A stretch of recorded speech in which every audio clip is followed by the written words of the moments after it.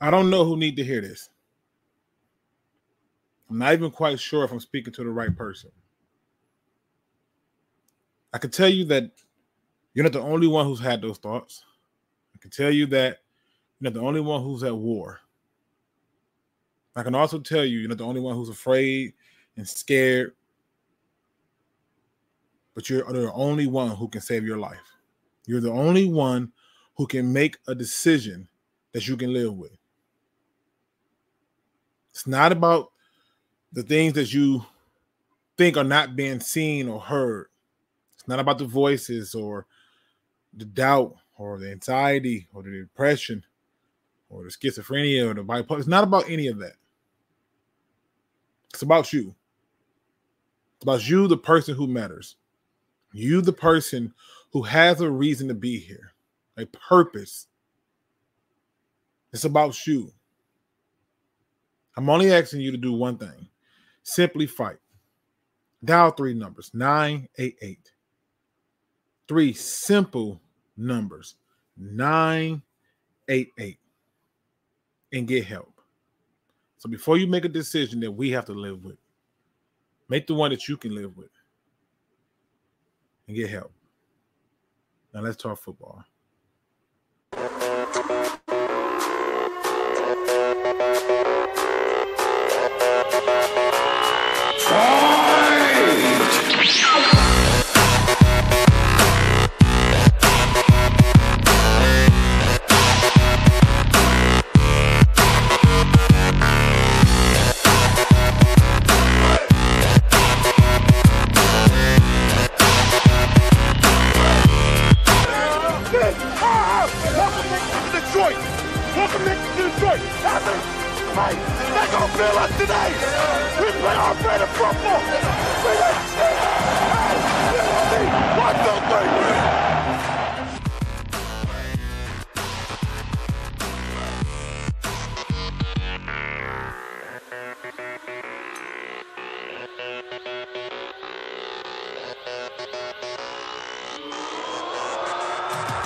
Fight me. Defense on me. All right. Now, I don't want them to gain another yard. You blitz all night. And if they cross the line of scrimmage, I'm going to take every last one of you out. You make sure that they remember forever the night they played the Lions. Leave no doubt. Leave no doubt, ladies and gentlemen, leave no doubt. I'd be damned if I didn't say I called it, but I did. The Detroit Lions are 4-1. We should have been 5-0, but nobody cares. We're 4-1. I'm going to have a little bit of fun today, people, because this is a good day. First of all, I couldn't get in to talk about what happened on Thursday with the Packers. That's okay. I'll cover that briefly. And then secondly, it was the follow-up to this. It was the follow-up to what happened on Thursday that came out in this game that had it. Oh, today's going to be a day where we get to talk about things that matter. Take all the emotions out of it. Take all the guesswork out of it. I don't even care about statistics. What I saw on Sunday is what I expect to see every time the Lions take the field. Every time. I expect to see that every single time they take the field. Like, I don't even know how to act, y'all. I really don't.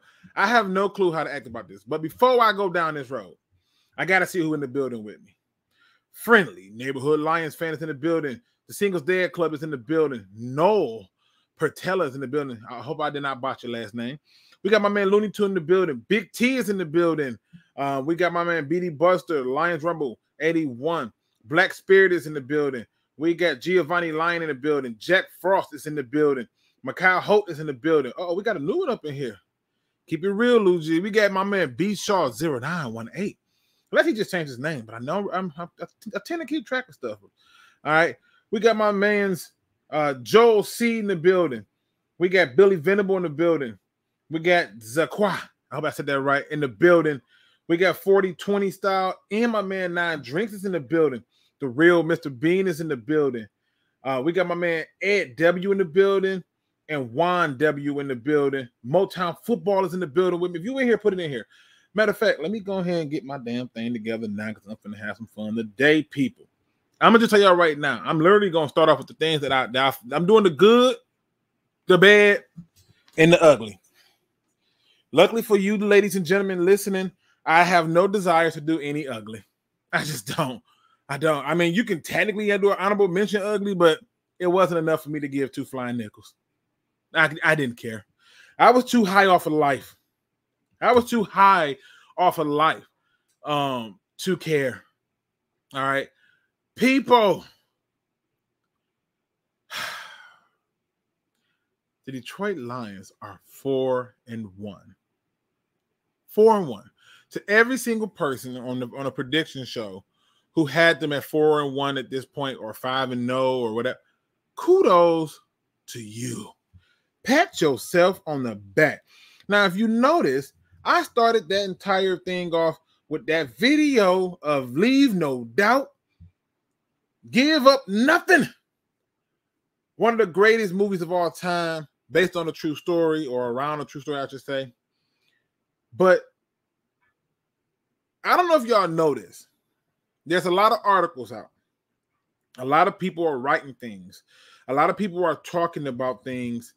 And I find it funny how the things that they're writing and talking about are not revolving around this simple fact.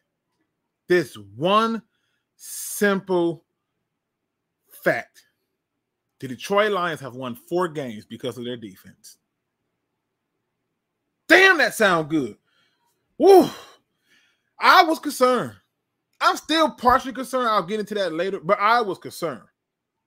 Let me do my quick recap to catch up on what happened in the Green Bay game.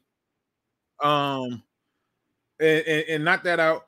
When it came to the Green Bay game, it was simple for me. I expected the Lions to go out and handle business. I really did. I expected the game to be pretty much, killing it and stuff. And they came out and did what they're supposed to do. I was very proud of them for not wavering on, putting their foot on somebody's neck immediately and quickly. They wasted no energy in doing that. When I watched that Packers game, the biggest thing that stood out to me was how every time they thought they were going to do something, we responded quickly and swiftly. I was very proud of that.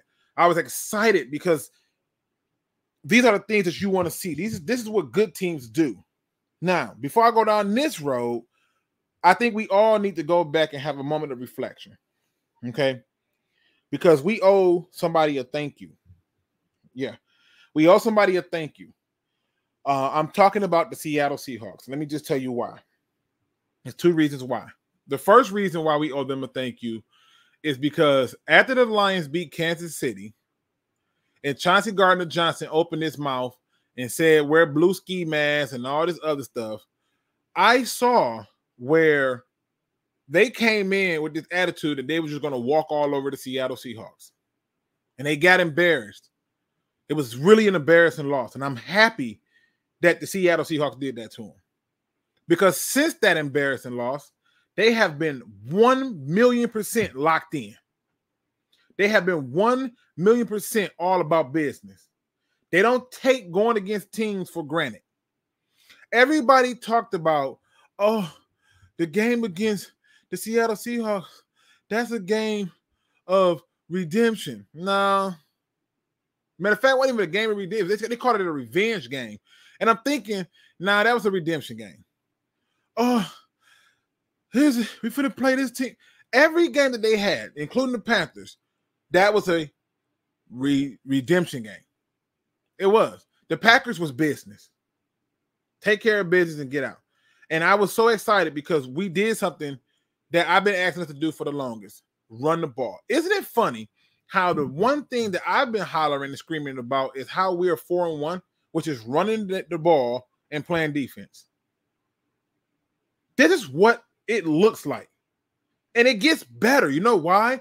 Because down the stretch, you're going to be able to run even more. Your everything gels better. It feels better. Like you just don't understand how it's going to get down the stretch. Look at the teams who are winning. They're running the ball. They're playing defense. Now let me fast forward this thing to the Panthers game exactly. All right. I put the link out there. Feel free to jump in. This is an open forum today. I didn't even take notes, people. I didn't take a single damn note. I was just happy. What's going on, Tim Madison? What up, though, Vash Starwin? What's going on, Detroit's own Big Wheel? Peep me up now. I want y'all to understand something. All right. I'm going to say a few things, and I'm going to get to all the greatness. The first thing is this. I have no ugly to discuss in my good, bad, and ugly, but I have some bad to talk about. And I'm going to get that out the way because it's quick and fast and easy. Just simply put, I don't know what needs to happen. I don't know how it needs to happen. But we need to figure out how to get J-Mo to catch a damn ball with his hands. All these body catches, I need it to stop. I need the body catching to stop. There's no need for it. Okay. But, for the most part, you figure what? I think 3 targets. He caught 2, dropped 1. Yeah. Right. The other bad, the third quarter. We still playing 3 quarters of football, and it's annoying me. It's frustrating as hell because you got a 4-quarter game, and every time I look around, like I look around, I'm trying to figure out why is this happening? Why is this occurring? You know what I mean?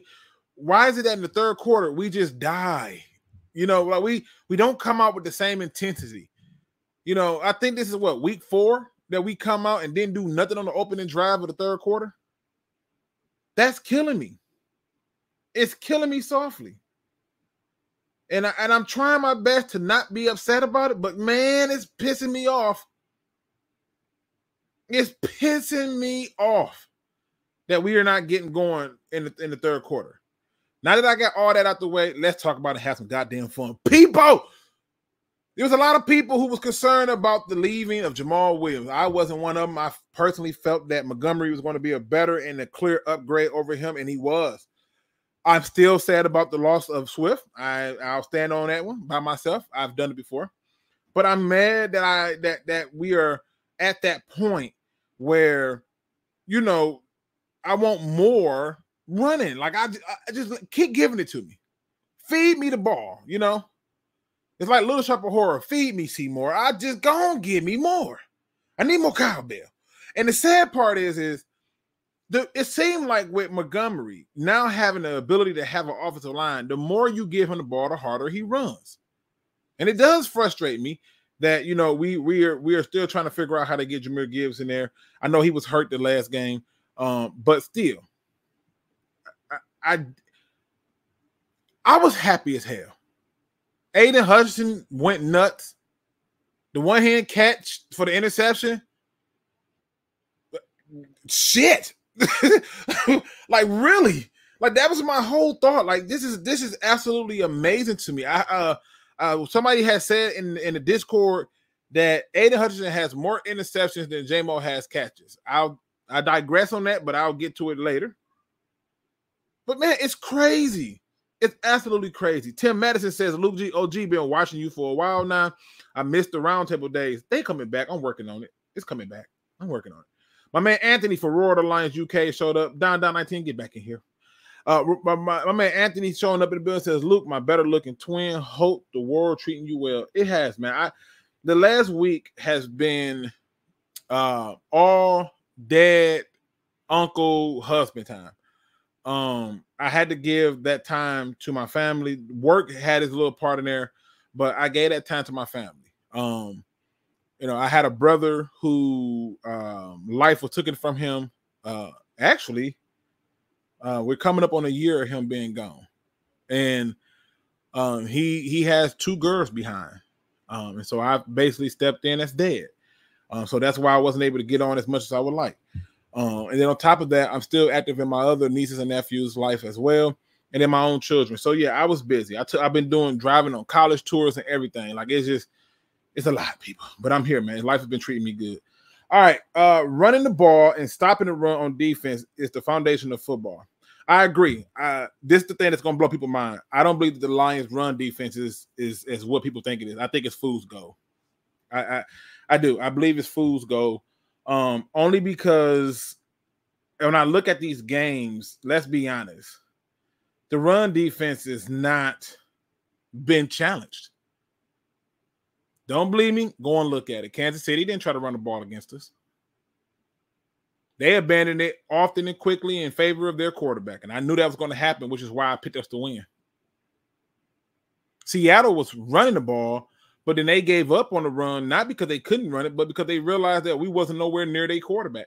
And so they just passed us to death because we were giving up big yards and big plays. And they stopped running the ball. And when they needed to run the ball again to close the game out, they did. You go to the Falcons game, they was a run-first team. I thought that was going to be our first test. They come out passing. It's completely abandoned the run. I went, oh, okay. All right. Look at Green Bay.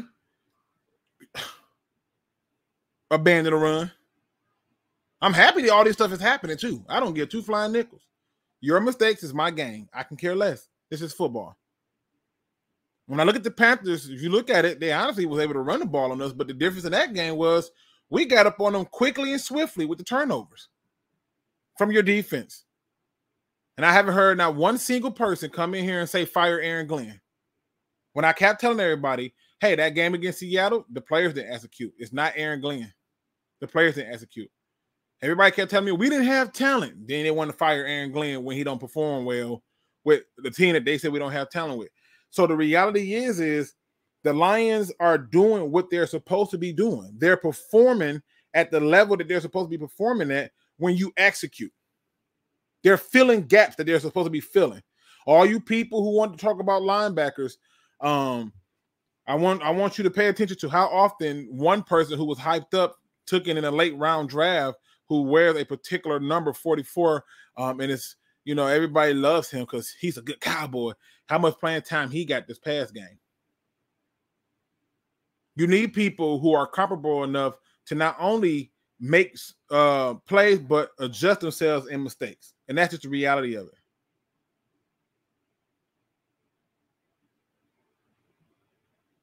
So, yeah. And I know it's a linebacker there, but you know what? This is football. You should know you're going to be hit. Deal with it.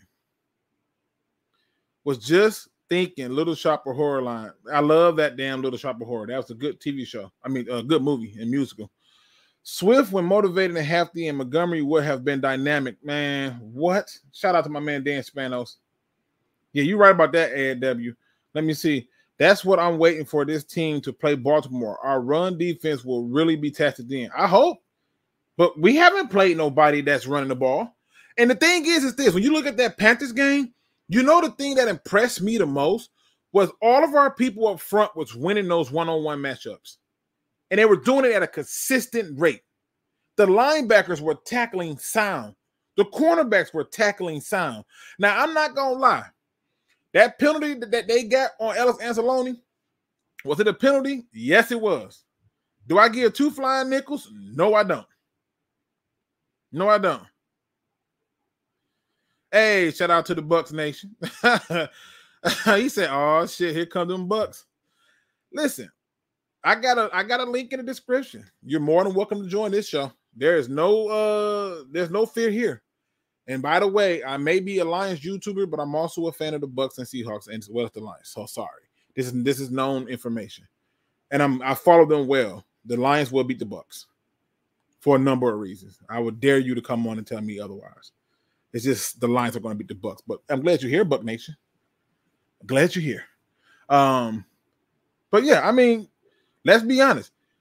We got up so quick on the Panthers. After winning our one-on-one matchups, it made no sense. They came out and really tried to pass on us. The quarterback actually was trying to get some runs off. And the worst part is this.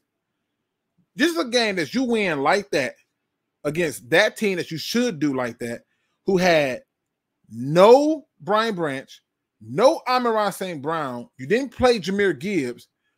Like People, think about that. You didn't have to do none of that. Now, DJ said, I said at least top 10 defense before the season. Luke, remember that. I will remember that. I remember that. I said, I will see. But we haven't been tested in the run yet. I wish we did, but we haven't. Let me see. That's one illegal contact play was hilarious. The Panthers players ran into a parked car. Listen, I felt bad because Ellis Anzalone, when he hit the quarterback, I'm like, what is he supposed to do? My man, like 4 feet tall. What is he supposed to do? If he go low, that don't do nothing. Like, it makes what? Bucks are dominating. Lions have no shot. Oh, who said that? Who said that? Who's the person who said that? You know what I'm saying? Who said that? I'm here for Luke. Top reason the Lions will beat the Bucks. They got freaking God, I hate his goddamn. I'm trying so hard to forget his goddamn name. Todd Bowles. That's why we're gonna beat him. Todd Bowles is not a good head coach. That's one. Two, for all the stuff that Baker Mayfield do, just get in his face. Get in his face.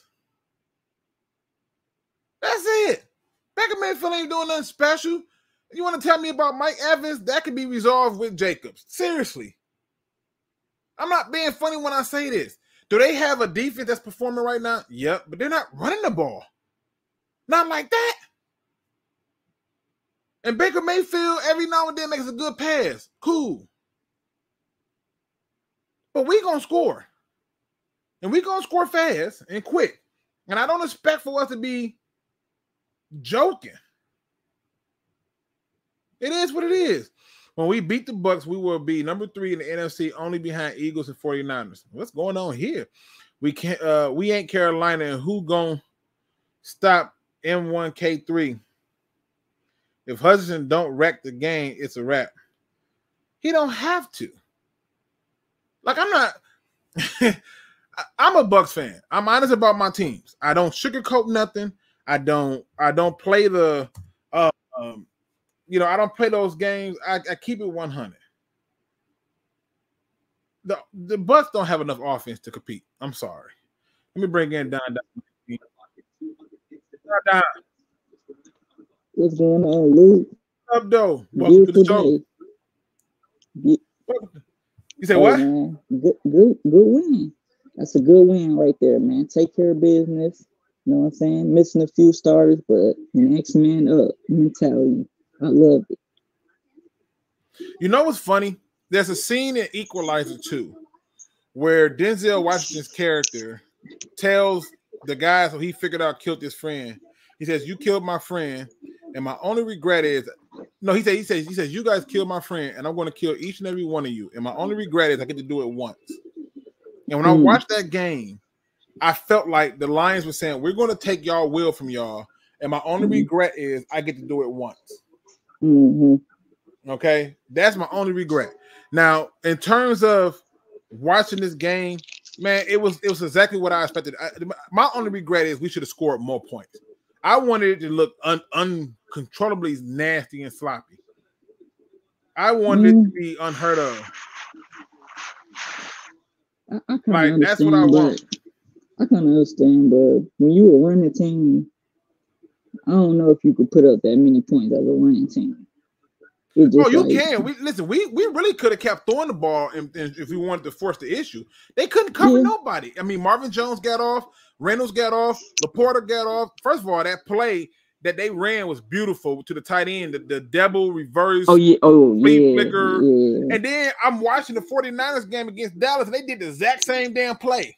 Yep. It was so delightful to see that. And on both plays, they scored. I can't wait for them to put that in Madden. Yeah, they talked about it. One of the players, I think his name, he like a fullback, Kyle Juszczyk. He said he watched the game. He texted George Kittle and said, "Do you see what the Lions did?" And George Kittle said yes. He texted his offensive coordinator and said, "Let's run that play." They did. They watched the game. Dude, it worked beautifully. Everybody panicked and ran down there, and it was all good. Everything about it was good, and I love it. Listen. I know his name not gonna get brought up, but I love the way Craig Reynolds played, bro. He was good for us. He was solid for us. I loved it. Well, I can tell you this much.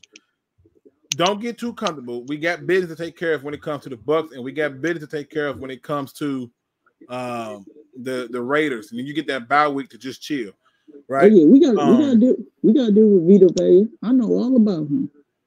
Yeah, I'm not worried about that. Listen, and I think Vita Vea is a different type of beast, right? Yeah. But you know, once you start running stretch plays, he's like no. D from Detroit says, Luke, I know it's early, but why is J-Mo giving me that John Ross vibes?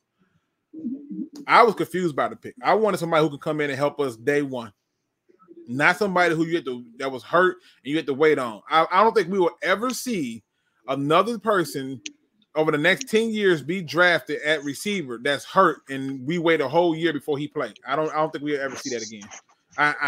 I'm praying that he don't be John Ross. But I will say this. Everybody's going to try to convince you, D, of telling you, well, he made some good key blocks that set the runner up. He got in the way. That's good. But I don't know if I'll call it a block. You know, and I'm not seeing a lot of the things that they say he's going to be doing out there. So that's just me. Let's be real. The Bucks are decent, but they aren't close to our level. We will win by at least 14. Bowles got the defense flying around making play. What Bowles? Ty Bowles? Man, stop playing with me. Stop playing with me. I'm not, man. I'm not worried about Mike Evans, Chris Godwin. Or no, I'm not. This is not with this team. Not with the way this team is. I'm not worried about it. We should win 2 of the next 4 games. That's how I'm looking at it. All right. That's how you got to look at it. I ain't mad at you. What up, though? My man Numbers J in the building. Everybody doing good. I'm trying to catch up on some of these things. Don, let me tell you something else that really stood out to me, right? Yeah. This is the biggest thing that stood out to me. I want everybody to just take a second to take this in. When are y'all going to put respect on freaking Aleem McNeil's name? When y'all going to do it? Dog, listen. As soon as that Seattle, when you had that stream and that one dude said Aleem McNeil is trash, everything just changed, bro. I knew it. I knew he was. He was never trash, though. I mean, I've been watching him. He been killing them. I know, bro. Isaiah Buggs been straight too. Like he said, you sound like Minnesota week 1 and New Orleans last week. We're not Minnesota or them. We actually have a quarterback. We have running backs. We have tight ends. We have receivers. We have secondary. Like I follow both teams. I can tell you about the other team, but it's Ty Bowles. I guarantee you Ty Bowles is going to make 2 calls that you're going to be like, why? Luke, how you feeling about the NFC? Or like, let's say the whole league involved. Where do you got the Lions ranked right now? I don't like rankings. You know why? The reason I don't like rankings is because that's an emotional knee-jerk reaction, right? I like head-to-head matchups. I like to see who play people head-to-head and how it carries over throughout the season. But I don't like rankings because the rankings are never going to be accurate. It's a far guess. At that point, you can sit there and say we're the 3rd best team in there, but it doesn't matter, right? It doesn't matter. We don't play the 49ers this year, right? But who I think would run the ball. We do play Dallas. If you play the Eagles in the playoffs, they run the ball too. Shit. Well, I'm just saying there are some things that we don't do that I don't agree with. We got another guest coming in. I see you back. Hold on, give me 1 second. Let me read this comment. Luke was right about J-Mo. I was wrong. Just had to own it again and every time till he proves us wrong. Receivers come a dime a dozen. I thought we would have been better served not taking him, taking a linebacker, then coming in the 2nd round and just taking Pickens. That's what I thought. Yeah, look at Puka Nacua from the Rams. I'm just saying they come a dime a dozen. You You can take me off and bring the next guest on. I just want to say what's up to you. Hey, I appreciate it, brother. I appreciate it. Let me bring in my man Juan W in the building. Let's see, he's hit the gym this time. No, but he got on a nice ass shirt. I like that. Hey, Luke is a hoodie. Oh, Eddie at the gym again, getting this swole on. Hey, okay, what's going on, man? Hey, Luke, don't miss the Detroit Lion Air Jordans either. Ooh.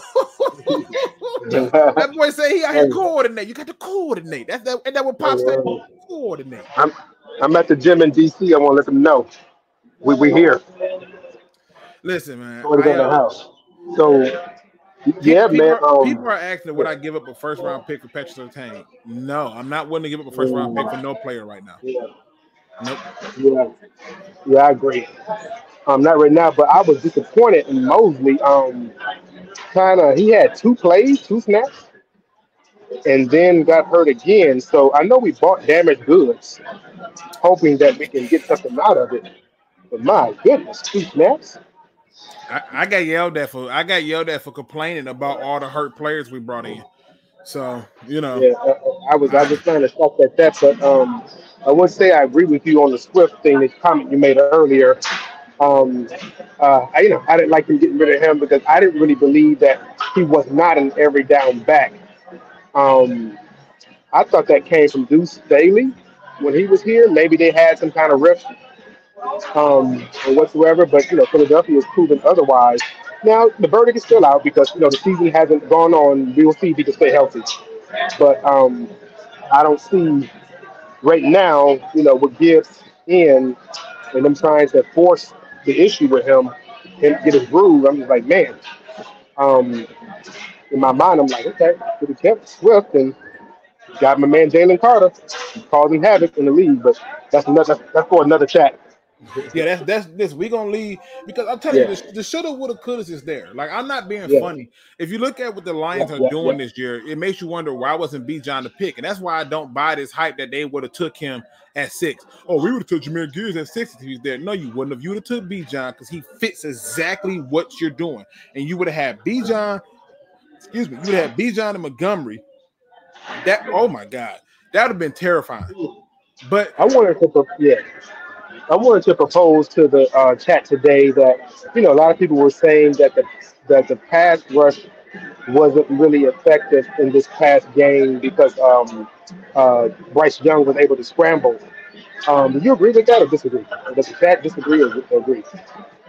I think the pass rush was effective.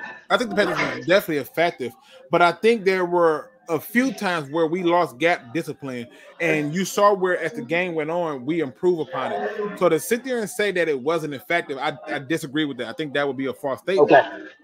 Yeah, because I was like, okay, I didn't really see that, but maybe I got to go back and watch because I didn't really see whether it wasn't effective. I thought the pressure made him scramble. Yeah. My man Echo 4 Whiskey said this should be called the hindsight is 2020 review. my eyes wasn't hindsight. Listen, everything that I pointed out for the most part happened like I saw it. Like I was like, hey, we was one game in after the first year. I was like, we gotta get rid of Matt Patricia. Nobody wanted to hear it. I was like, look, Swift is a 3-down back that he can carry the load. No, he's not. And all the Eagles keep doing is giving the man the ball. I don't know what to tell you. I don't. Carry after carry. But against the Bucks, man, we have to keep that same energy and even improve a little bit more on defense because if you look at I want the Lions to have a shutout. It seems like there's a shutout of some team every week. Every week somebody getting shut out. And I just think we have that capability and that potential to be able to shut a team out like New Orleans going to New England and smacking them and shutting them down in New England. 0. I saw that coming though. Oh, you did? Okay. I actually picked that in the Pick'em League for the Saints to win. And wow. And so my reason for that was when I watched the Patriots the last game that they had, I noticed that the defense looked sluggish, and I noticed that the offense didn't look fully in rhythm. It just is what it is. So. Do you believe that we have that capability, that shutdown defense, for at least 1 or 2 games this season? I think that I'm not even looking at it if they're going to be shut down. More so, are they going to remain disciplined in what their assignments are? Like I'm looking for more. I'm looking for the little small things because the little things lead to the big. So a lot of times, like for example, right? Nobody talks about it, like because they know that Aiden Hutchinson had a really good game, but he did that using the same spin move over and over. Like that same spin move, he just like, I'm gonna keep using it like Novocaine, give it time and it'll always work. And he kept doing it and it was working. So I was like, keep doing it. So, but do I believe that we have a defense that'll shut somebody up? There's gonna be some games where somebody make some dumb decisions and not take field goals and go for it on fourth and stuff that we're going to look back on and it's not going to line up. But for the most part, I'm not looking for a shutout. I'm looking for you to do your job and do your assignment and do it soundly. Yeah. Just focus on the Bucks right now. Yeah, and that's the biggest thing because the Bucks are going to come in and they're going to try to run the ball. They're going to try to establish it, and it's not going to pop. It's not going to pop. You need to just understand that it's not going to be there. And I think that's legitimately what you want. You want them to be able to say, you know what? We're not going to let you establish the run, and we're going to get up so quick that you're not going to have time to even think about running, and that's what should happen. All right, I'm gonna let somebody else get in, but I just want to encourage you, man. Keep looking after your nieces and nephews because I have a 15-year-old daughter, so I get it, man. Just trying to keep her focused and everything. So we just wanted to encourage you. Yeah, man. Listen, I appreciate it. My niece went from not wanting to go to college to me talking to her for months, and now she wants to go to college and she knows what she want to do, and so we grinded for it, man. So that's what it is. It's absolutely awesome, man. I appreciate it. Yeah. All right. Yep. Listen, man, I'm just being honest when I see this, man. My man, I see you in the back, Rumble. My man, Miles Gibbs says, man, that sucks. Our two major signings in the offseason are out for the season. Yeah, I know. It's crazy. It's absolutely crazy. What's going on, Truth Teller? We got my man Buck Nation, and he says, no trolling. I'll be back here for all the excuses after the game. I hope you come back here when the game is over too, and it's not a win for the Bucks. I want you to be honest, and I hope that you come on because I do want to talk to somebody from the fan base outside of myself. I'm a Bucks fan. My favorite player was Warren Sapp. I wore 99 and 55 because of Warren Sapp and Derrick Brooks. Yeah, so I follow the Bucks. What's going on, Luke? Hope all is well. Be for real, it is, and I love the photo. Perry says Mosley was hurt when we signed him. There was a good chance he could get hurt coming back from injury. Holmes took a chance on Mosley. So far, it's not working out. Nah. No, it's not working out. And it sucks because you already got Branch out. You already got Chauncey Gardner-Johnson out. You had a week where you had Kirby out. We have injuries in the secondary. And I hate to say it, but we need to be looking and exploring that trading to get some more help there. And that's just the reality of it. Let me bring in my man Lions Rumble 81. What up, though? What up, though, Luke? What's going on, brother? Long man. Uh-oh, he breaking up on me. I can't even hear him. Better? That's much better. My man Manny DC5 in the building. What up, though? What you got for me, my man Rumble? Talk to me. Oh man, I'm just juiced like everybody else, man. I'm happy we're no longer the punchlines in the league and amongst other fans, man. So complete team effort yesterday. Shout out to that defense. I don't know what AG did, but I like it. And shout out to actually the players, man. Everybody seems to be buying in. And hey, man, I'm so happy, man. I'm so happy. You know what AG did? I can tell you what he did. Mm-hmm. He cussed them out. He told them, you're going to stop embarrassing me because you can't follow the basic rules of gap assignment. You're going to stop embarrassing me because you can't follow the rules of basic form tackling. You're going to stop embarrassing me because you can't stay disciplined and stay in your damn zone. Or when it's man coverage, you're not playing with them at the line of scrimmage. He cussed them out. And he told them, you thought you arrived because you beat the Kansas City Chiefs. You thought you did something, and Seattle smacked you in the mouth. And then it was embarrassing. And you're at home, man, where the crowd was at your back and has your whole best interest in hand. And you saw what the crowd did to the Panthers? They had all kind of trouble because they couldn't hear. Absolute chaos. So, he cussed them out. Man. That's what he did. It was never an Aaron Glenn issue as much as it was, other issues. You know what I mean? Yeah, man. Yeah, absolutely love it, man. And like I said, man, we got a couple of trap games coming up, man. I think the Raiders and Bucks both could be trap games, only because we're riding high off this win, man.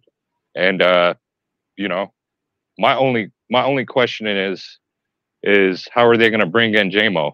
Because eventually, they're going to be teams are going to start trying to play the run more, but it's going to be up to us to find playmakers and find the mismatches. Because man, shout out to Montgomery, man. Absolute dog out there, man. I love it, man. I love seeing that, man. And again, keep in mind, I was huge. I was like, everybody, we need to re-sign Jamal Williams. I was like, no. I was very adamant about it. No, we don't. Yeah, he's not playing right now either. So I mean, that was a good call on their part, man. Absolutely. Well, it wasn't even a good call on their part. They offered him the same deal that they offered Montgomery. His agent ended up refusing it or something to that effect. And they was like, man, we ain't got time for this. And they went on and got the next option. You know what I'm saying? Right. Good for them, man. Good for them, man. Yeah, man. I'm going to get up off here, man. I appreciate your streams, man. Sorry I haven't caught them live, but I had time today, man. So I figured I'd jump on, man. Shout out to chat. Shout out to you as well, man. I'll be listening, man. I'll be tapped in, man. I appreciate it. 100% appreciate it, man. Appreciate it so much. Apologize. No more same old Lions. It's official. I'll take that L. Hey, listen. It's not even a matter of saying same old Lions. It's saying, look, you have. This is what I tell people: take the emotion out of it and look at the rest of it. Take all that other stuff out and just look at the fact.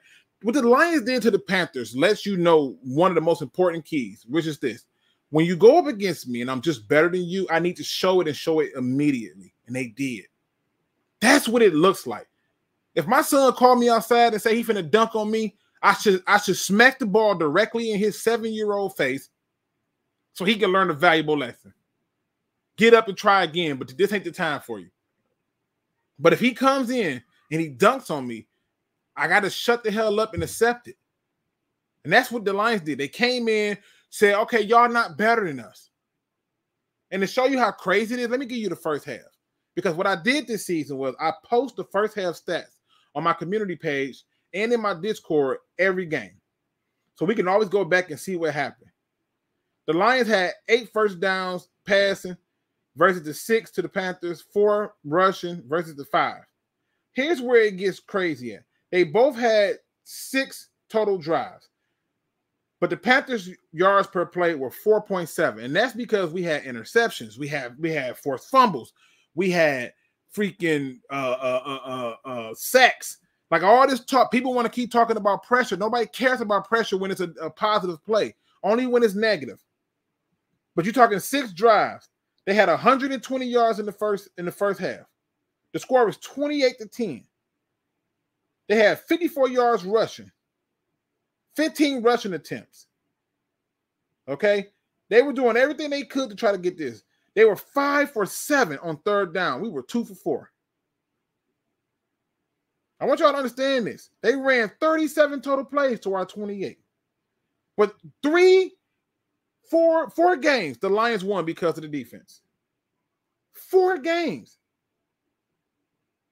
4 games, the Lions won because of defense. And there's nothing nobody can take from that. Nobody can take it away from them. And I told this to people. I said, look, don't get caught up in this. Don't subscribe to stuff that don't make sense. But the Lions had already had 2 interceptions by the time halftime hit. They had already had 1 interception. They had already had 3 turnovers by the time the first half was over. Their quarterback was 13 of 17 for 143 yards and 3 touchdowns in the first half. David Montgomery already had 71 rushing yards, although one of them was a 42-yard long run. If that was Jamal Williams, I guarantee you he doesn't get there. We ran him 10 times for 71 yards, and one of them was literally 42. You can do the math on the other ones. He still had a good average. LaPorta had 2 touchdowns, 2 receptions for 35 yards. Khalif Raymond, nobody's talking about how he shows up in clutch. They don't talk about that. Nobody talks about how Josh Reynolds has been solid for us. Nobody talks about that. What up, though, Trigger Easily? What up, though, Richard Head? What's going on, Go Lions?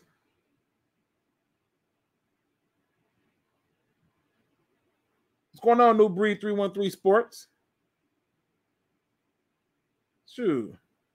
I got the link in the description. I mean, right there in the chat. Feel free to hop in right now and talk to me. You only need a microphone and a cell phone with good internet connections. It's not going to kill you. I want y'all to understand how crazy this was. Will Harris was your leading tackler after the half. Will Harris. 6 total tackles, 5 solo, 1 pass deflect, 1 quarterback hit. Ellis Anzalone, 6 total tackles, 4 solo, 1 quarterback hit. Aiden Hudson, 2 tackles, 2 solo, 1 tackle for a loss, a pass deflect. This is just the first half. I mean, there was no ifs, ands, and buts. Matter of fact, let me run it one more time. They literally came in and did this to them. This is exactly what they did to the Panthers. Defense, on me! All right. Now, I don't want them to gain another yard. You blitz all night! And if they cross the line of scrimmage, I'm gonna take every last one of you out. You make sure that they remember forever the night they played the Lions. Leave no doubt. Do you believe? I don't know what to tell you. I don't know what to tell you. My man Dan over there from Dan Football Talk, we've been talking behind the scenes. He's like, bro, I did not see this coming. I told him it's okay. It happens to the best of us. It happens to the best of us. Nobody knew. How could we have known? Like, I get it. I totally understand it now. And you know the best part about it? Here's the best part about it. When we look at what the Lions did to the Panthers, you get to know that there's a simple truth here. That I'm better than you. What you did to us last year was a fluke. I'm better than you. And guess what? I don't want to hear about, but they got 24 points.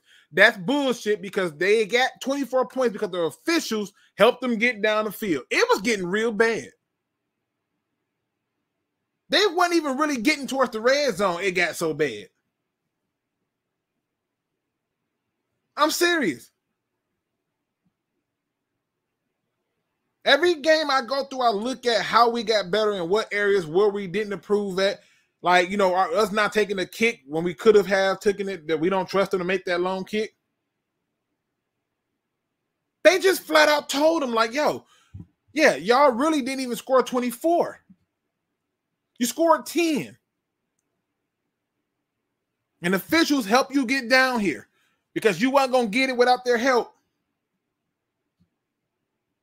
We're not talking enough about all 3 phases of the game. Special teams coming down. There's a few big hits on special teams that I was in the house flipping up and down on, like, oh my Lord. One of them came from Elrod. I was like, yes, this is where he's best at. Put him there. And this is the reality. I watched that game. There was no area of that game we could not succeed at, minus the third quarter. Third quarter, I just want to wipe that from my memory. Don't even want to think about the third quarter. Don't even want to think about it. But I watched the offensive line dominate with lanes upon lanes, with gaps upon gaps. I watched the tight end constantly be stressed. I watched them adjust their entire defense and put Jeremy Chin to try to take away the tight end. It wasn't nothing he can do. Wasn't nothing he can do.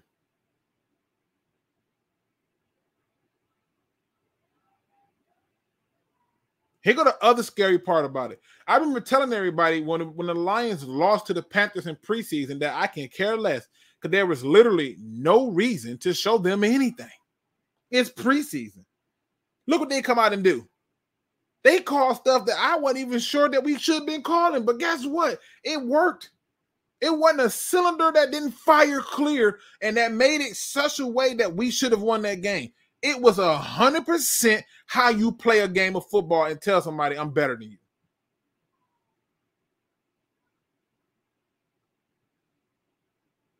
Then I got people hitting me up saying stuff like, this is why we don't rock with my man TJ. And I say it's different. The way that they're using TJ versus how they're using Laporta are different. And the biggest difference is Laporta has a little bit more speed, and Laporta is getting open just like TJ is getting open. The difference is the usage and how they're deploying him. That's the difference. Because little do you know, if he keeps this up, you're going to have to pay him more than what TJ got. But guess what? For 1 week, I'm not even afraid of the 49ers. Eagles still worry me because that mobile quarterback is a different story. The 49ers, I hope when we go to the playoffs, because we're going, that we play the 49ers. Because I'm telling you, Brock Purdy ain't finna run no damn where. We should be able to touch him. We were blitzing and everything. And the best part of it is guess what? All those people who doubted us, all those people who was afraid to get on this train, when I told you I'm the conductor, you know what I mean? You seen that movie where he said I'm the captain now, I'm the conductor now, okay? All the people who didn't want to get on there. Wake up! Wake up! Wake up! Get up, man. Get up, get excited. Get happy. Get going about your team. Talk about what your D-line doing. It ain't just Isaiah Buggs. We always want to give small people big flowers. Aleem McNeil is doing the damn thing. Isaiah Buggs is doing his thing. Benito, can't believe I'm saying it, but he's doing the damn thing. Romeo Core, doing the damn thing. They're doing the damn thing. Who ain't doing the damn thing? I really had I was trying to look like this. Is it somebody who didn't do their job? Nope. Not this game. The kicker did his job. Even when the officials were calling BS, the defense was still holding up.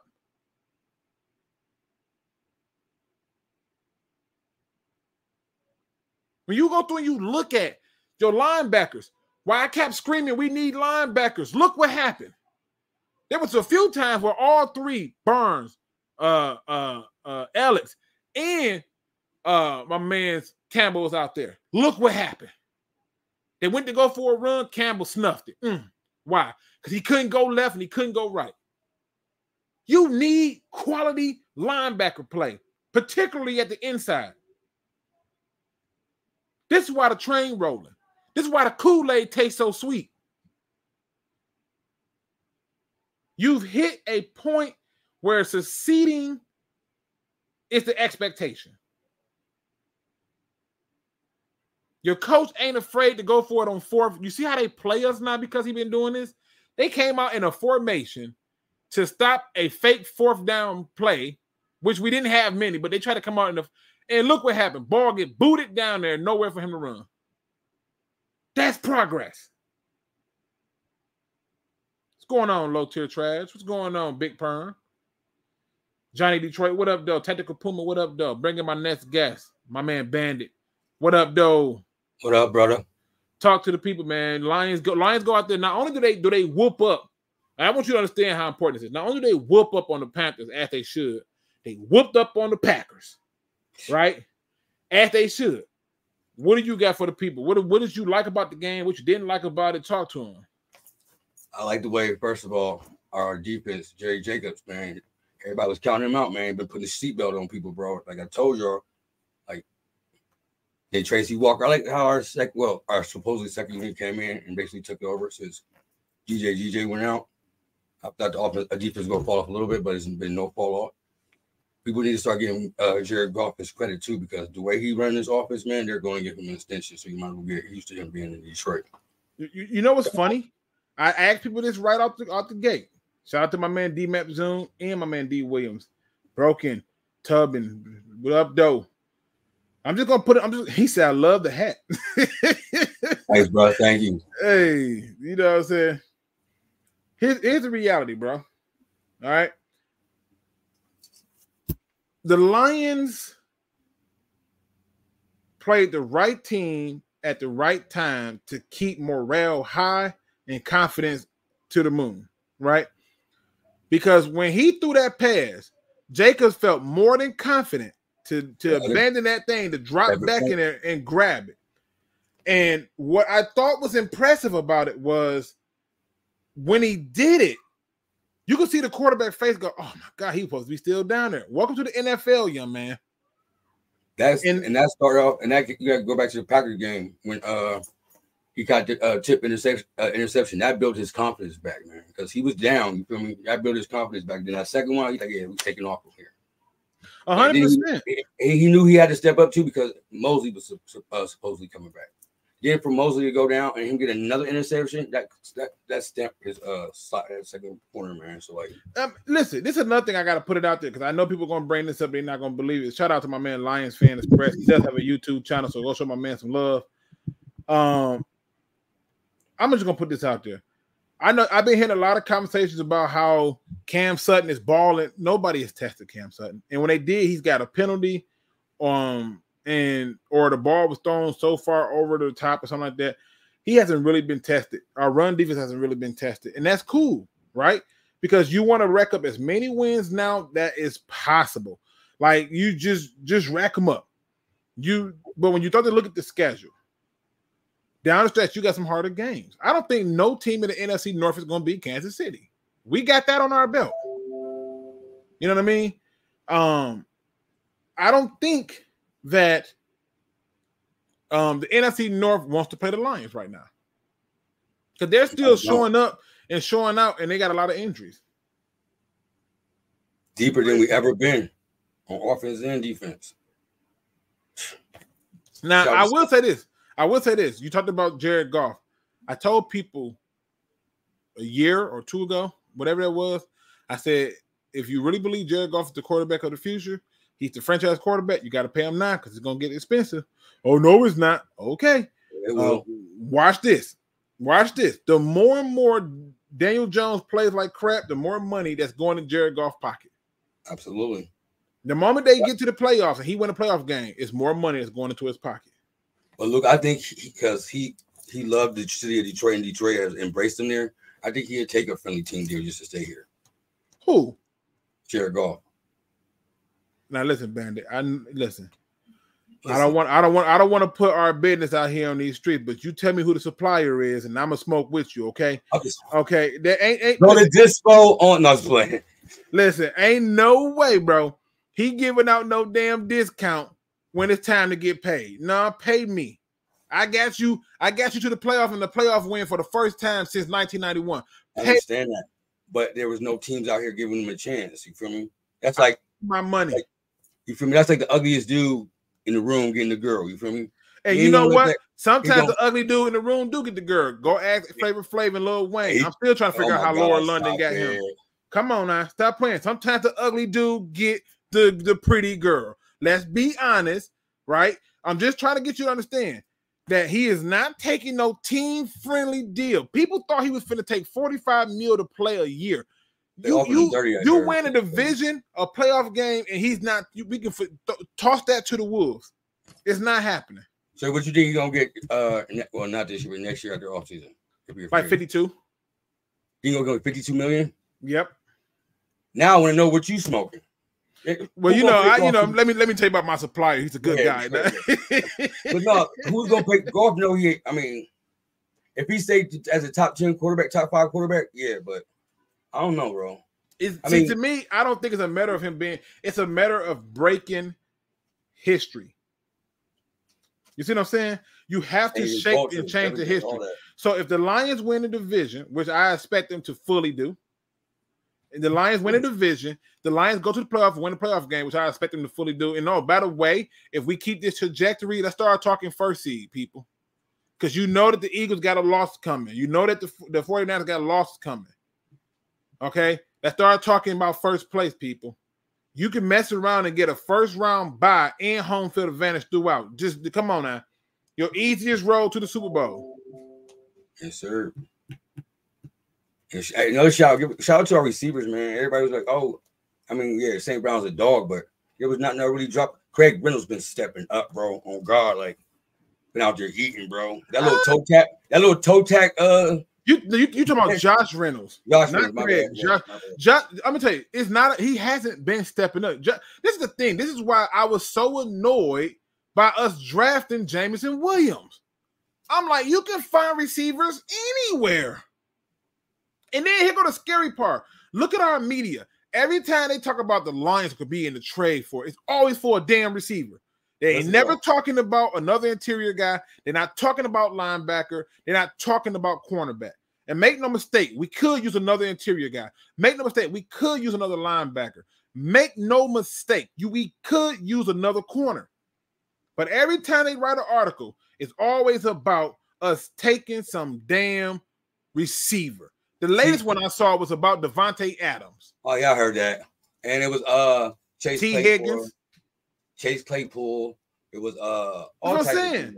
Every time a receiver it's something about this fan base and this media that love receivers. I don't get it. Lions went through a tough stretch already. The one thing about J-Mo, man, he like a gun with the switch on it, man. It's just take off, bro. So like you pay a couple, man. You jump up in the draft to get that, man. Especially if he come back healthy, man, can produce. If he's 75% of Deshaun Jackson, bro, then we cool, bro. That's and shout out to one funky Lion fan, man. Like he said, team friendly deals are a myth. I don't know. I don't see it. But shout out to my man Raw Podcast, aka TA. He says 50 to 55 million. I don't see how you give him anything less.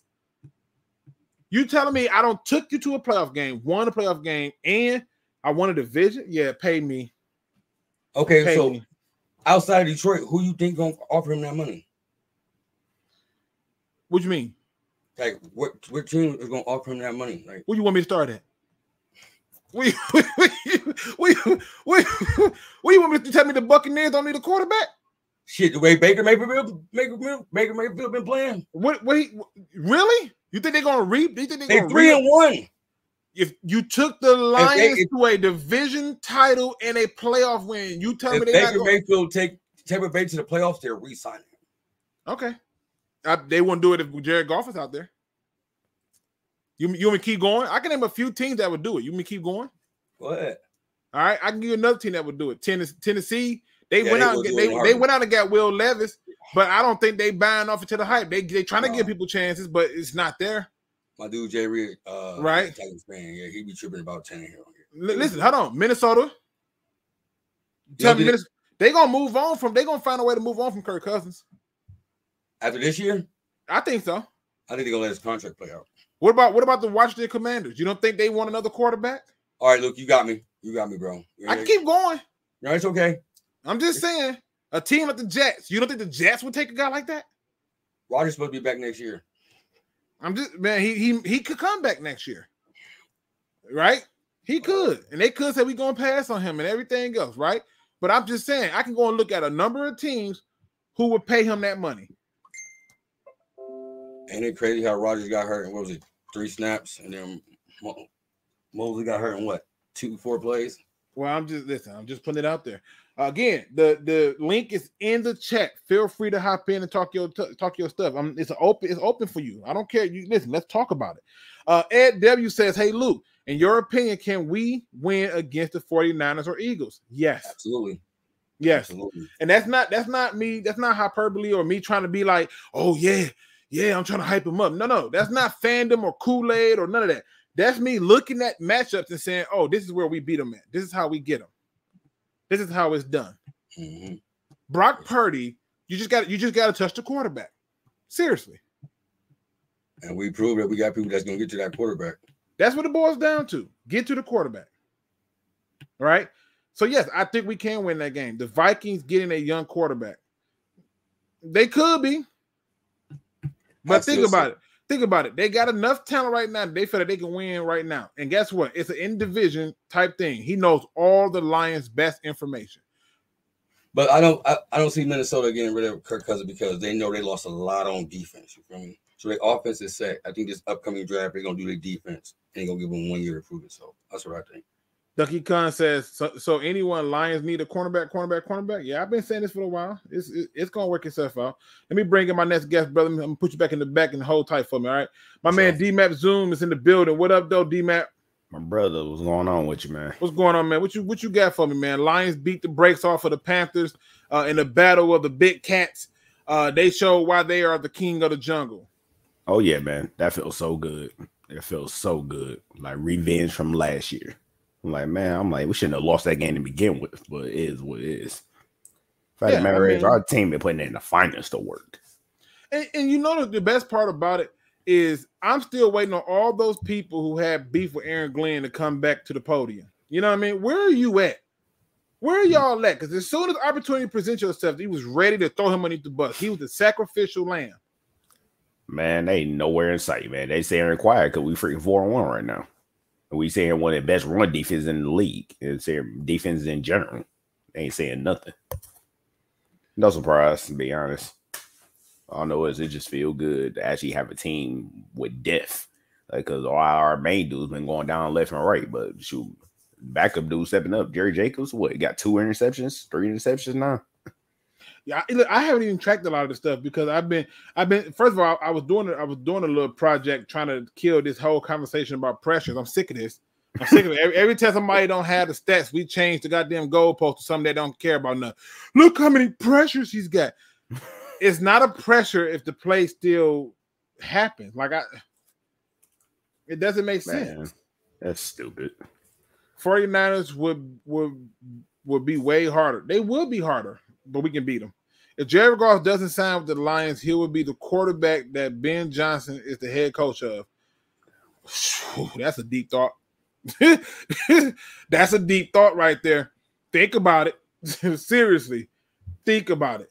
You telling me a team like Pittsburgh wouldn't be like, hey, Kenny Pickett, it's been fun? I could just name so many people. The Patriots. It's just so many of them, man. The Falcons, you tell me the Falcons wouldn't take them?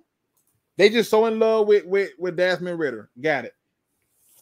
There are people that would take him, especially considering the way he balling right now. Jared Goff been putting in work this year, bro.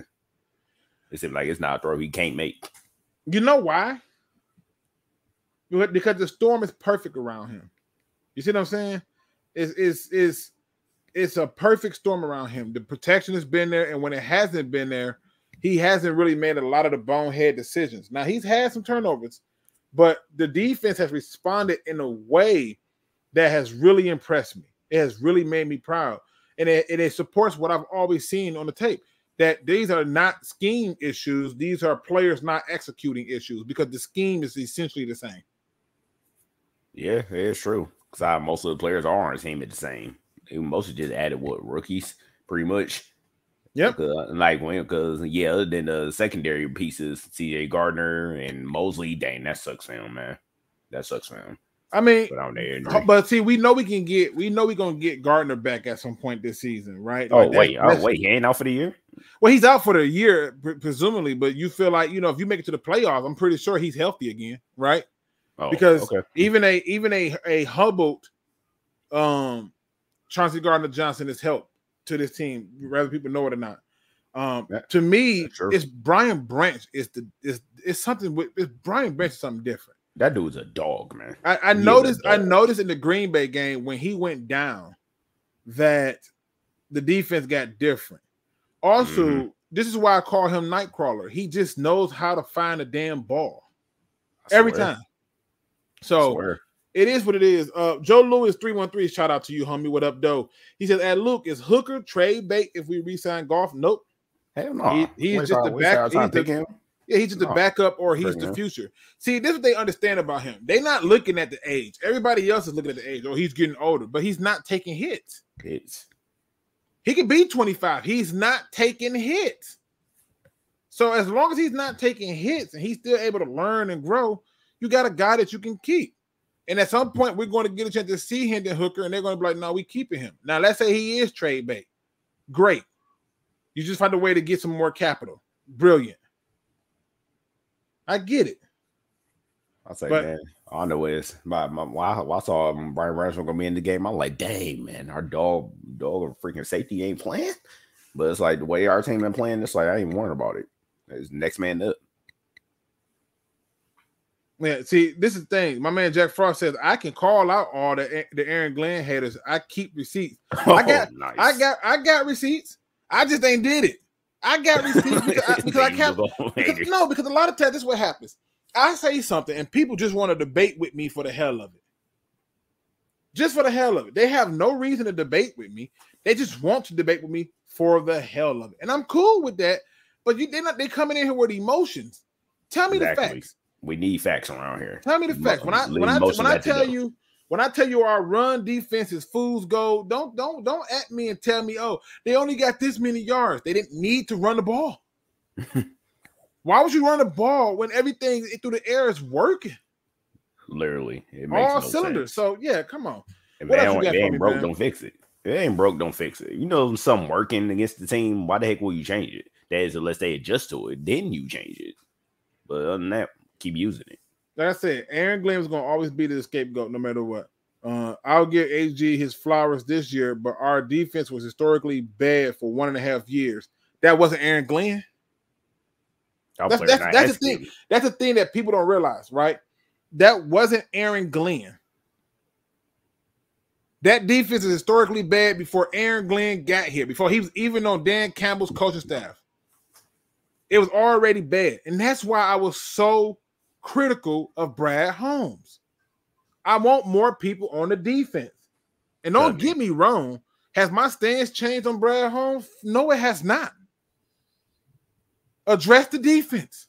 Sure, we need to address defense now. All these dang injuries. Dude going out for the year. James Houston need to. Out. Chauncey Gardner-Johnson out. Mosley out. Pascal has been out and playing in spotty places. Some catch space, don't we?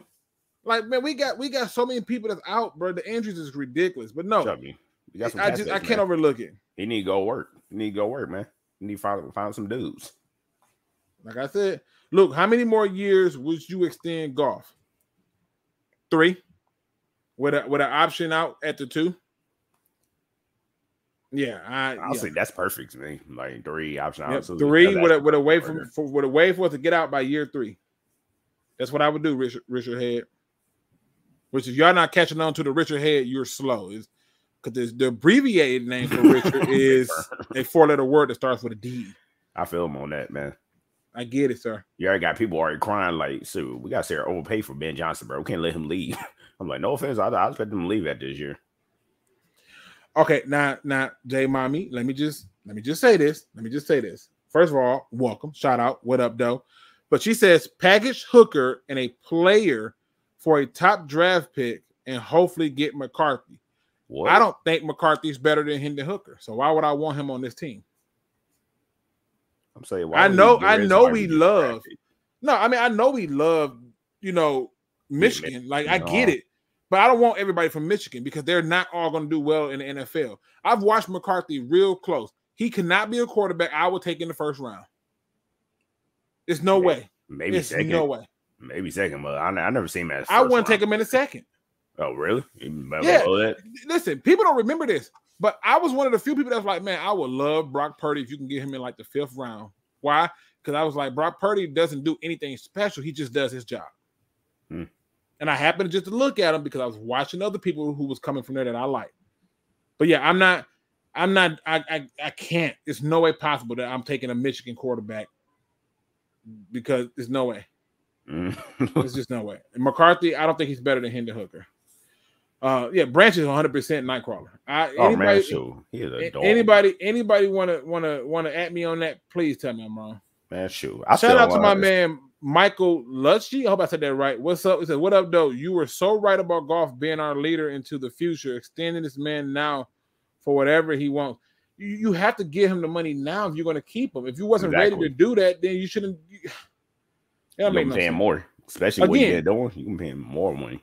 Again, for the people who don't know, the link is in the description. Feel free to jump in. You can talk your talk. Okay? I'm not going to lie. I'm still trying to figure out how the heck Brian Prince fall to the 2nd round. That made no sense to me. Because that dude's a freaking dog and did something. My man Richard Head said, I stand by what I said about AG at the Seattle. The defense was not bad. However, the game plan was not the greatest against Seattle. Did you see all them missed tackles?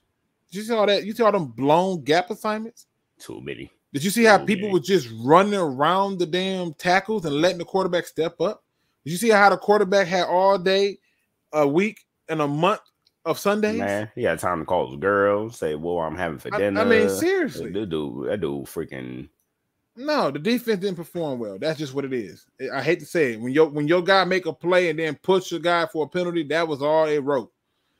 Yeah, McCarthy, I ain't gonna say he trash, but I don't think he better than Hendon Hooker. I think we need a D tackle or left tackle with our first round pick. Okay, you can argue with me. But right now, don't jump too far to the draft. We still putting in work on the rest of this regular season. Yeah, our team doing damage. I don't think anybody want to play us right now. Look, Jay Mommy don't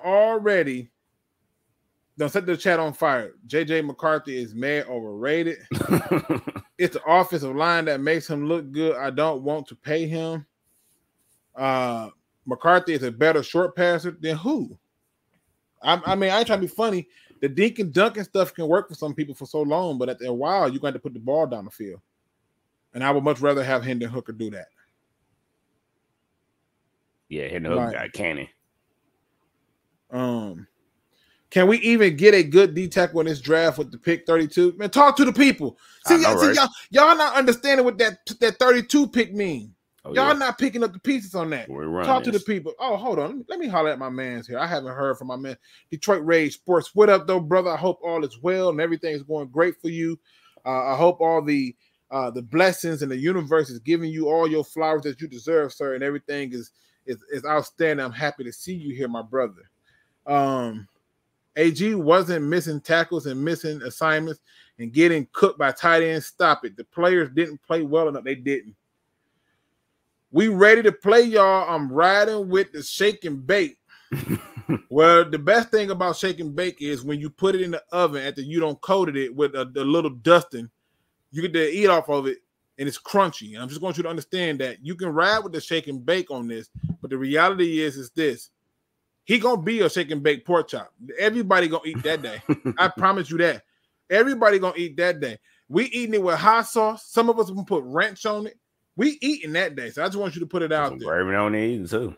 D-Map Zone, I got people coming in. Let me get to the people, brother. I appreciate you. I appreciate you for coming through. Listen, we got my man Manny in the building. Manny, what's going on? What's up, man? What we talking about? Listen, we talking about the Lions deciding to actually tell a team, I'm better than you, and I'm going to show it, and just constantly welling on them. It was punch after punch. When they thought they was going to come back, they was like, we coming back, and another gut punch. Fumble. Brilliant, Aleem McNeil.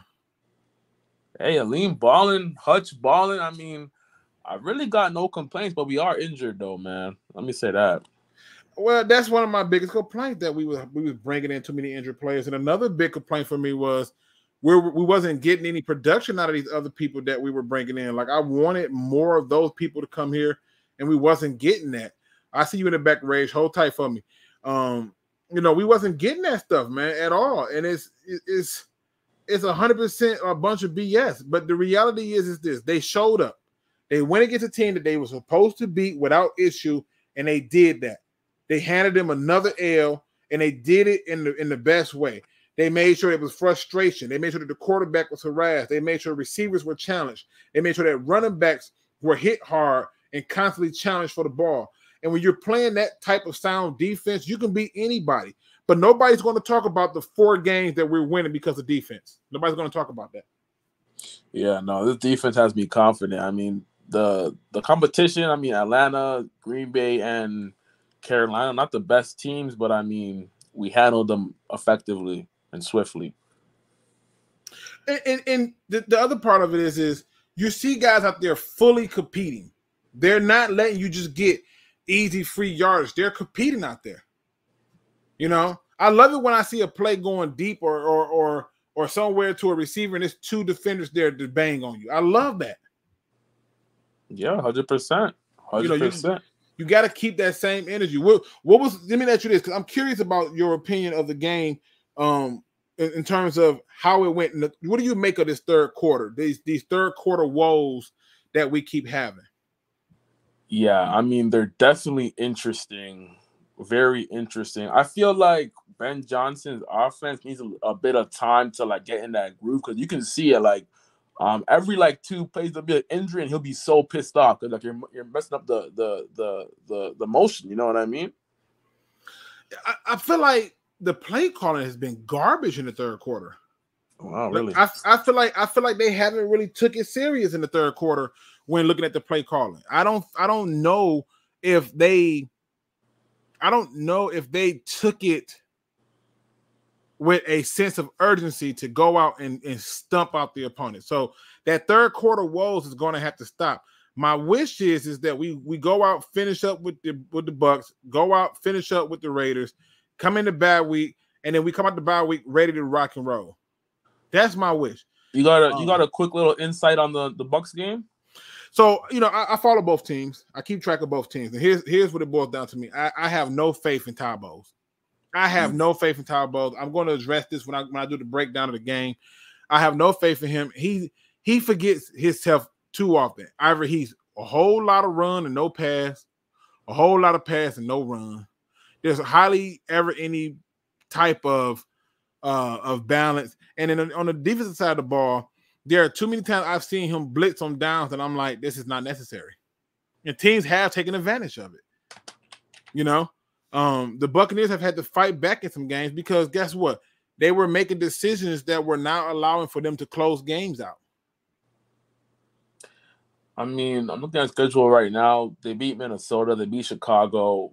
I mean, and they barely beat these teams. Well, those are the challenges you're going to face because they're going to try to come after you, right? We're going to get a chance to see Kalijah Cansey. We're going to get a chance to see some people who's been there, like Barrett and stuff. But you're going to have to still run the ball. You're going to have to still be committed to it and treat it like, hey, we're just better than you, and that's how it's going to have to work. I do agree with this thing with my man KMG King, who said the only issue I got with this team is who's advising Campbell on these challenges. I can tell you why I was not upset with him challenging that play, because it was 50-50. It could have went any way or another. Yes, it looked like a catch to me, but we've seen stranger things happen. Don't forget the Lions had flags picked up on them, okay? So anything is possible. However, some of the challenges is a matter of just buying more time to set something else up on a play or something like that. So that's all it boils down to. Manny, let me get my next guest in. They coming in quicker than I can keep up with. If you want to hang in the back for a few, you can hang in the back, and then I'll bring everybody in at once for a final powwow, okay? All right, cool. All right. My man Detroit Rage is in the building. What up, though? Oh, I can't hear you. Wait a minute. What's going on? Oh, can you hear me now? Oh, you was muted. There we go. Yeah, What's I had going to on, mute brother? myself. My kid was going off in the back, so my bad. What's going on, brother? Oh, man, not too much, man. Listen, man, I'm glad to be on. Thank you for letting me on. I just want to let everybody know, man, like as fans, we're overthinking all of the success, okay?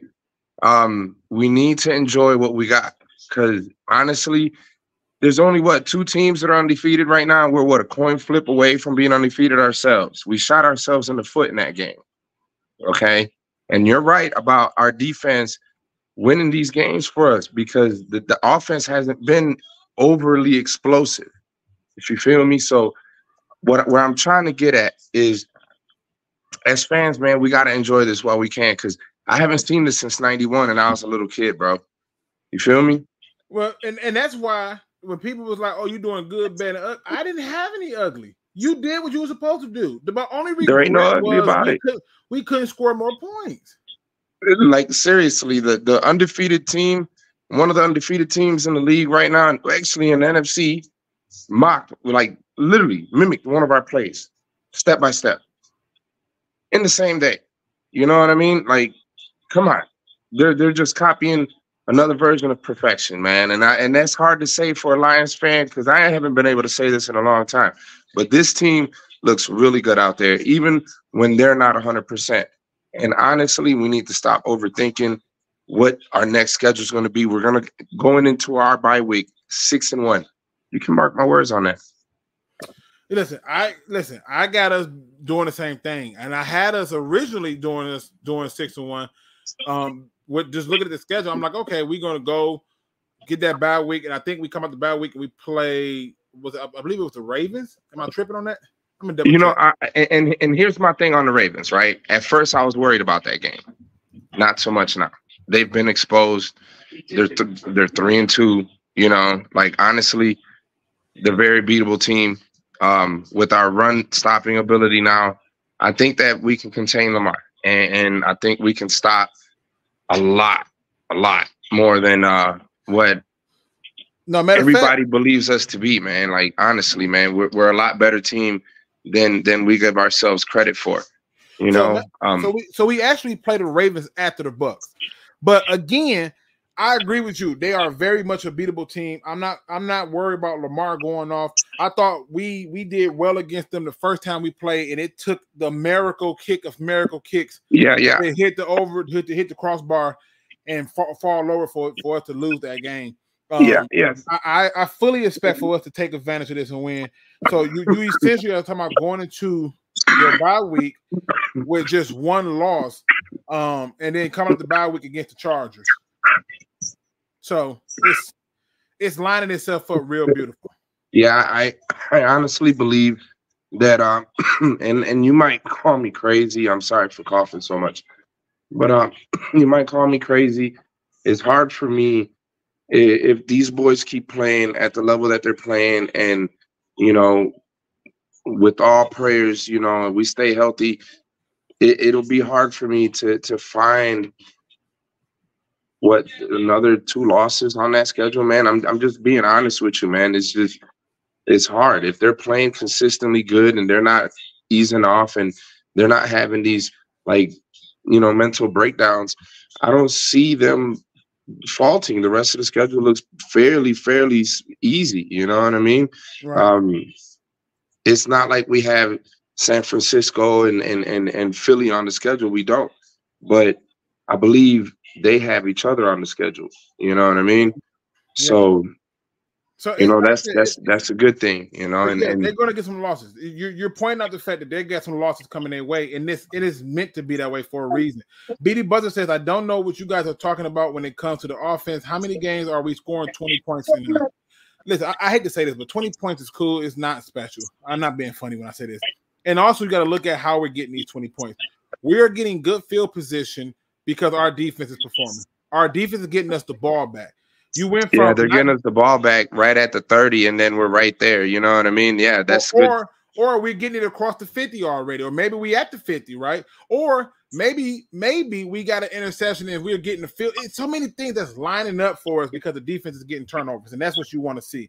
So I'm not knocking. I'm just saying. Those are the things that make huge changes in games from being just a game that okay in. And we held up like remember when we had Stafford and we had that high scoring game against Kansas City, and it was like, oh, we barely beat them, but we just quit playing in the fourth quarter. That shit ain't happening like that because they're not getting off. KC didn't get off like that. All these other teams didn't get off like that. Why? Because the defense held up. There's a defense here in Detroit now, something that wasn't here when Ndamukong Suh left. We filled that gap with who? With Haloti Ngata? That's a whole lot of nothing, bro. Like, come on, bro. Give me a break. And then every year we get somebody that's just more and more washed up, somebody that's nearing the end. Now, when I was completely done, and I'm telling you, bro, I was like, man, you know what? I'm going to quit doing YouTube videos. I ain't taking this shit seriously. This guy's crying on stage with a bicycle helmet on. You know what I mean? I hear you. I got tired of getting made fun at work, bro. You know what I mean? Like, legit, I was going through life like, I can't believe I turned my kids into Lions fans. Oh, man, no, but listen, but those days is behind us, man. You know, and now I can't say that shit no more because we got a fucking squad. You hear me? Talk to the people, man. Listen, shout out to my man Lions Talk by Chat Sports, a.k.a. my man's Mr. Mike Kimber over there. What up, dude? My man Shay says there's a rumor that on Twitter that Denver might tear it all down. Okay, we'll tear it all down. Man, I can't even hear you no more. But listen, I'm thank you for the time here. I'm sorry for cutting you off. If I'm cutting you off, I can't hear anything, so I'm gonna gracefully back out. Like I said, thank you for your time. Lions fans, man, this is our year for real. Rejoice, man. I'm telling you, I'm not saying we're gonna go all the way, but we're gonna go somewhere. You feel me? And it's not gonna be by on the first round. I'm telling you, we're gonna go into these playoffs and we're gonna get past our first game. Mark it. 6-1, past the break. We getting it in. Love y'all. Hey, my man Detroit Rays in the building, man. My man 313 said, "You've been on long." Yeah, been on about an hour here. We got a few more minutes and we up out of here. Shout out to my man's Mike in the building. He in there talking to the people and stuff.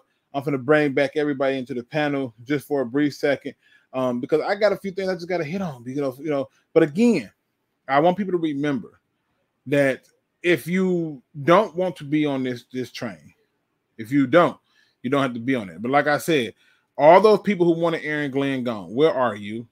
Please come to the podium. All those people who told me J-Mo is about to reset the market on receivers, come to the podium, please. We need you down here in the pool pit. Get on down here, people. All you people who said I was batshit crazy for telling you, no, it's just players got to execute. Come on down. I'm here for you, all right? I'm here for you. I need you here. Leave no doubt is what they did. Leave no doubt. I haven't even had to bring out Patty Luke. Patty Luke Hawk didn't even have to come out this time. He didn't even have to come out this time. He happy. You would like him when he happy. But come on. Now let me see. We got people in there talking the talk. Let's see. We got Lions 12-13, last 15. What is New Orleans record? Raiders. Let's see. Would have been funny and awkward if we really couldn't hear him. 313 Con Bros, the same team just won a Super Bowl minus Brady, Gronk, and AB. You was watching us have a Super Bowl party. Oh, see, we get Teskey in there. We got my man Raw in there that said, Mike, we don't need to know all that, bruh. Yeah, listen, my man, listen, I tried to skip over there.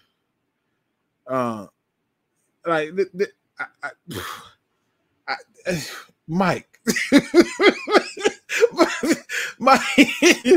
Mike, why, Mike?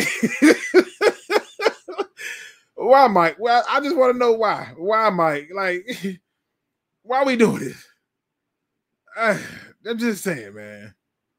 Let me see. All right, let me bring back my man Bandit. Anybody else will jump in? Appreciate it. My man Mike out here trip. My man says in 5 minutes. You said it's gonna take you 5 minutes, or you doing this in 5 minutes? Either way it go, brother. Have fun, man. I just don't know why we needed to know this, Mike. I just don't know why. like why we need to know this, bro? Yeah, oh my god. All right, let me bring in my man Bandit before we close up out of here. Bandit, I got one question. If I could be like Mike, listen. I mean, he said my man.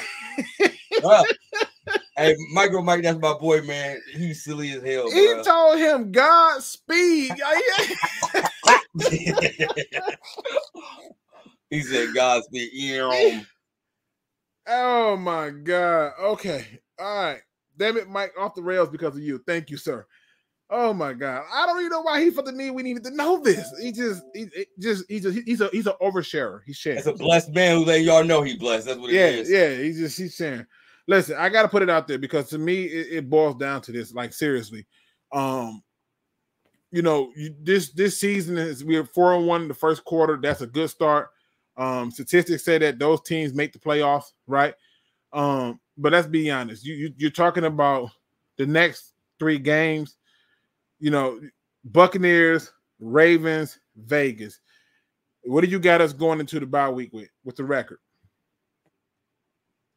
2-1. Okay. I think. Wait. You got us winning. You got us winning, losing one of those games in those last 3. Yeah. Who you got us losing to? Our mobile quarterback, man, Lamar, man. Hey, listen, I think we're gonna find out because they've been playing good gap discipline. We're gonna see if they keep it.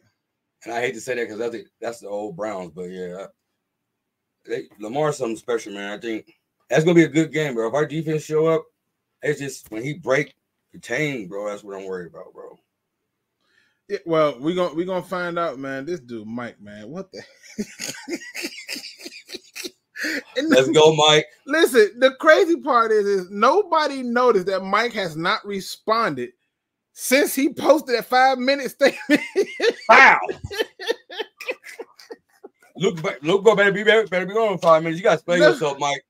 Nobody noticed that Mike ain't responded to a single person after that announcement. He like, it's been 5 minutes. I'm finna clap them cheeks. He didn't even cut the laptop off. He just shut it. You feel me? Yeah, man, I can't sometimes. Now, C. Perry says, I think the Bucs is going to get us. Talk to me. Tell me why. Tell me why. Tell me why. What are they going to do that we can't stop? Tell me why. Like, if you think the Bucs going to get us, tell me what am I missing? This says Mike going to work now.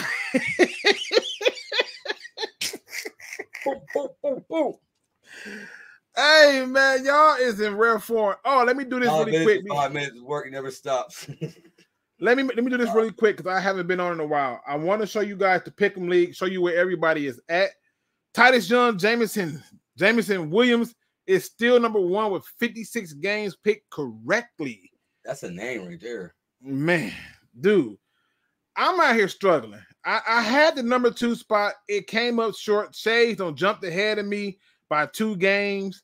I got to bounce back. You know what I'm saying?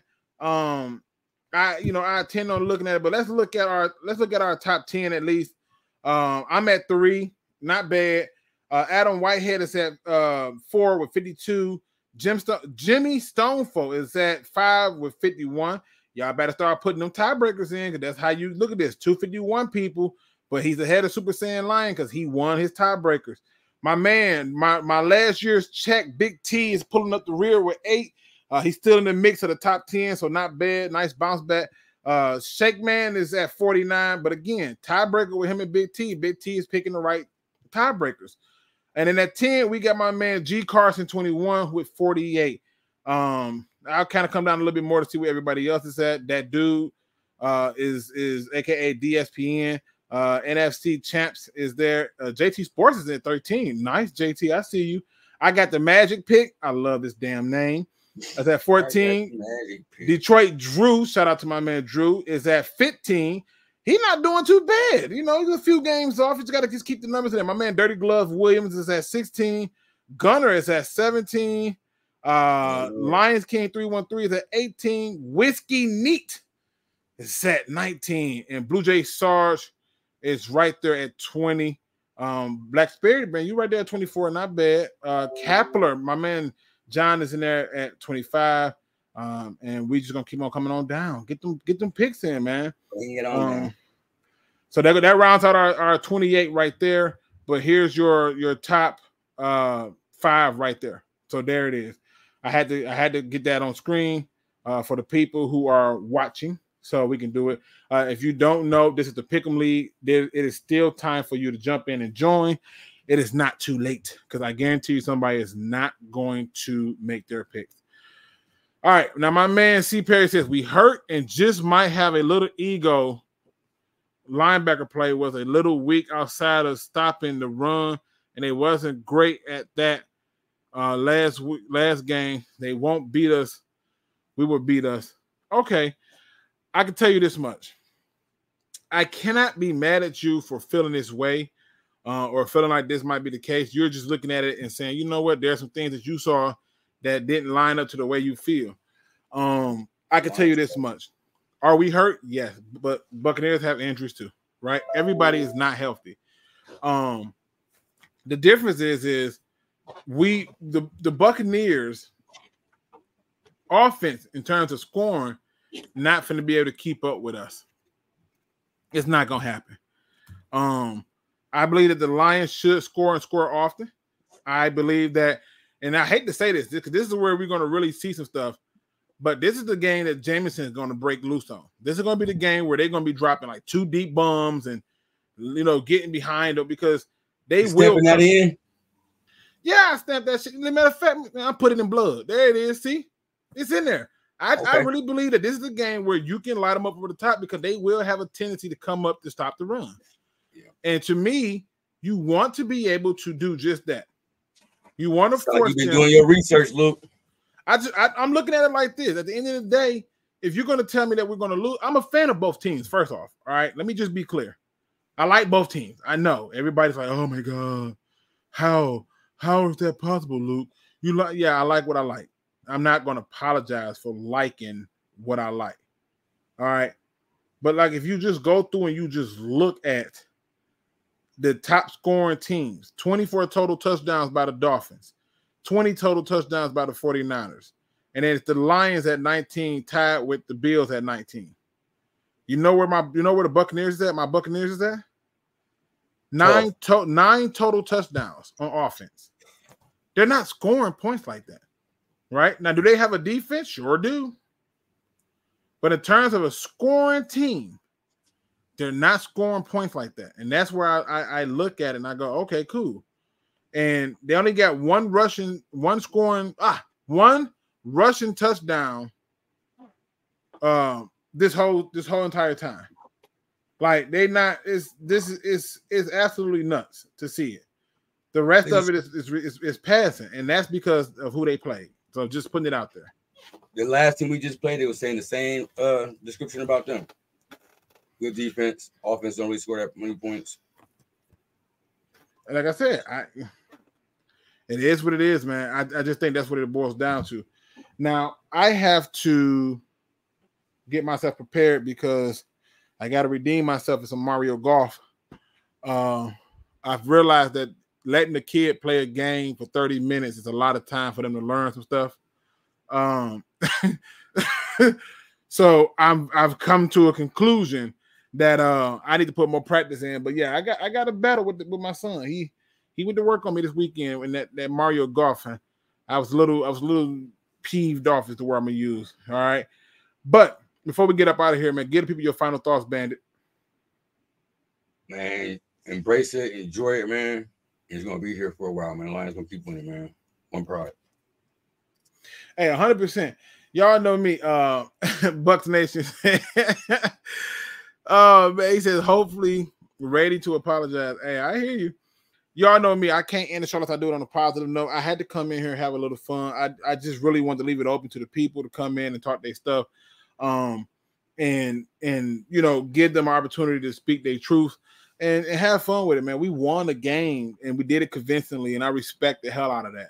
I can't complain about much. If I gave it a grade, it's A's all around minus the third quarter, right? Third quarter, I'll probably give it a C, right? Get out that zone, man. I don't think it's the zone is the problem. It's the offensive play calling. I can't talk about zone when your offensive play calling is hot garbage to open up the game and all throughout the entirety of the third quarter. Come on, defense. We going in like that shallow zone. Right? What's wrong? We winning. Why would you change it? We winning. I just want them one game go. Don't take your foot off they neck, man. It's one game. One game. Now my man said my man Buck Nation promised he'll be back. But to make sure of it, hit that subscribe button. Then I know you for real. Hit the subscribe button. Then when you come back, you can hop on here and talk your stuff. Okay, talk your stuff. My man Dirty Glove Williams says, I'm late. Guess I got to rewind it. Hey, replay game, brother. Replay game. All right. Y'all know me. I can't end a show unless I do it on a positive note. And today's positive quote comes from the internet because I cannot figure out who said it. But the quote goes as follows. You can't help a person until they're prepared to let go of all the things that's making them sick. I'm going to say it again. You can't help a person unless they are prepared to let go of all the things that is making them sick. Y'all got your hands off of people who ain't ready to break the chains of their own bondage. And you're fighting for somebody who don't know how to fight. You're pushing somebody to be something they don't want to be. And what it's doing is they're taking all the best qualities and energy out of you. They're sucking your life force out of you because you're giving it to somebody who hasn't prepared themselves to be better. You see, they like being sick. They like the suffering. They like the chains. They like their status quo, and they want to be left alone. Take that energy and put that love to somebody else. Put it to somebody else. Because there's one thing I can tell you is this: sometimes leaving them to the wilderness is what they need to get the message. It's not telling them what they can do. It's not telling them what they can't do. It's not telling them how they're doing these things. It's letting them be allowed to do the thing that they're doing so they can suffer. I learned a valuable lesson the other day. I sat in one time on a friend's AA meeting, and I listened to every single person hold themselves accountable and say how they're alcoholics and how it ruined their families and how it ruined their lives. And they took every aspect of that into account. They never once questioned anything other than say it's my fault. And every person in there was smiling. Every person in there was sober for years. And there's somebody listening to this right now who's giving somebody everything that they got. They don't want to give up on them. But sometimes, if you love somebody, you got to let them go. You got to let them be free. You got to let them fly and get the life lesson. Sometimes, because they know they have you to fall back on, they'll just keep on with the keeping on. So I'm asking you to understand this basic principle. Before you decide to help a person who's sick or a person who's just not themselves or who needs help, ask yourself, are they prepared to abandon all the things making them sick? With that being said, ladies and gentlemen, hit that like, subscribe, notification bell. And as always, don't be no chump. Please. Please do your research. My man AG, tell the people one more time what you got to do for this game. Defense on me. All right. Now, I don't want them to gain another yard. You blitz all night. And if they cross the line of scrimmage, I'm going to take every last one of you out. You make sure that they remember forever the night they played the Lions.